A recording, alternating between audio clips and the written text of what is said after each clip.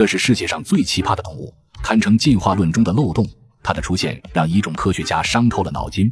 從蛋裡出生却喝着母乳長大，并且擁有25種性別，就算達爾文見了都得直呼離譜。而為了研究它，科研人員更是撓透了頭。首先在外形上就很奇特，鴨子的嘴巴，河狸的尾，海獺的身體，大鵝的腿，不知是鴨子出了軌還是河狸劈了腿，簡直就是進化史的奇蹟。看似不合理却沒有滅絕，這還真是。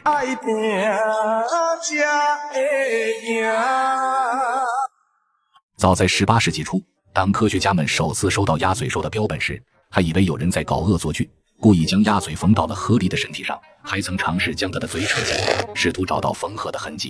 直到見了活的鴨嘴獸，生物学界便直接炸開了鍋。好家伙，還真有長得如此亂七八糟的生物！你撒给我，撒给我！而該如何為它命名，又難倒了一众生物學家。這家伙長得既不像禽，也不像獸，簡直就是禽獸不如。只是給它起個名字，就用了上百年之久。最初科學家根據它的習性，將其命名為水鼹鼠，隨後又改為了鳥皮獸，試圖凸顯它鳥類的嘴部特徵。後來覺得還是很不合適，最終經過激烈的討論後，才將它的名字定為了鴨嘴獸。雖然名字起好了，該如何對它進行分類，卻讓學術界再次沸騰。你說它是哺乳動物吧，它卻能像爬行動物一樣下蛋。既然能下蛋，那應該是爬行動物吧，但它的身体又可以恆溫，能下蛋又能恆溫，那就算鳥類吧。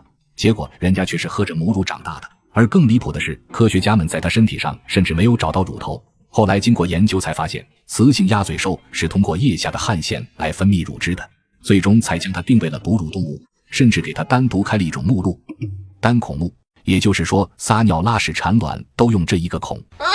你以為只是這樣就結束了？ No。 除此之外，雄性鴨嘴獸的後腿還會附帶毒刺，裡面摻雜了83種昆蟲的毒素，而且它們的嘴巴上分布着4萬個電感应器，在水下捕食時，它們會将眼耳鼻闭合，完全依靠雷達來探測獵物。當然，最離譜的還是它的性別，與其他動物的2條染色體相比，它們身體裡擁有10種染色體，理論上它可以擁有25種性別，但後來隨着科研人員的深入研究才發現，鴨嘴獸的性別是由這10條染色體共同決定的，所以最後只會分成雌雄這2種性別。